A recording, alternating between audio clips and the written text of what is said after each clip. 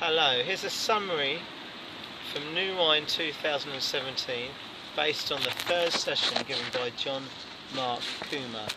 But before I start that, I just want to start with some questions for you. So it's, how have you become more like God in your character over the last year, over the last 5 years, over the last 10 years? How have you changed for the better? Are you more kind to others, more patient, more self-controlled than you were? And is there ongoing change in you? God's love is life transforming. This continual transformation requires us being continually open to his love. So now a summary of John Mark's talk. John Mark was continuing with his theme of being an apprentice of Jesus, being transformed into his image, that is, his character. John Mark states that an apprentice spends time with their teacher to learn from them. And likewise, for our character to be continually changed, we need to live in a constant state of awareness of a connection to the Holy Spirit. In the book of John, chapter 15, it uses the example of a vine plant. The grape that is fruit is dependent on being connected to the vine.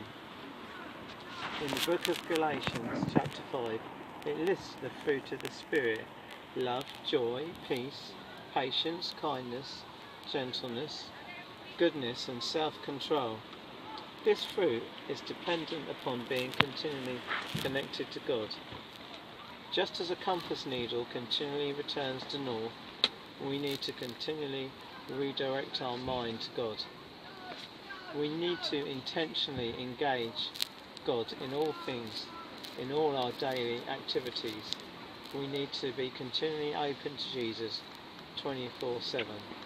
And this is possible by following the practices of Jesus, which the church calls spiritual discipline. So there we go, there's my summary from the third session of John Mark Comer. If you found this helpful, please like and subscribe. Thank you. Hello, here's a summary of New Wine Day 3 morning session with John Mark Comer. John was continuing from where he left off yesterday about change, how we intentionally or unintentionally change, and I'm just going to refer to my notes on some of the things he used. He liked using the word apprenticeship. He very much used that as the descriptive word to talk about how we're being changed. We're supposed to be like apprentices of Jesus. And he spoke about the various people in the Bible, such as Peter, who left being a fisherman to become an apprentice. And he said there were 3 goals of apprentices. One was to be with Jesus, one was to become like Jesus, and the other was to do the things that Jesus did. And he spoke about transformation and how transformation is possible, but unlike a butterfly, which seems to take only a short space of time to transform, for us it can take a long time. And I've done a little sketch of some of the things that he mentioned, and I don't know, hopefully you can see this.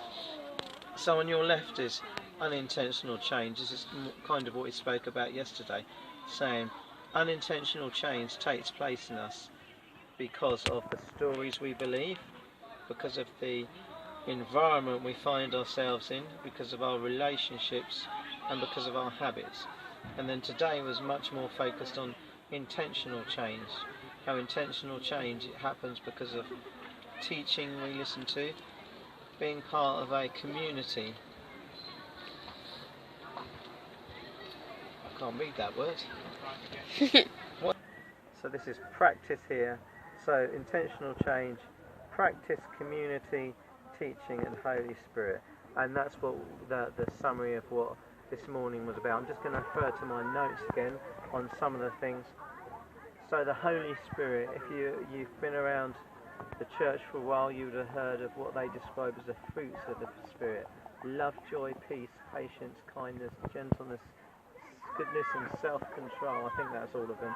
And these are supposed to be seen in us as the effect of having God's love in us, the result of that. Community.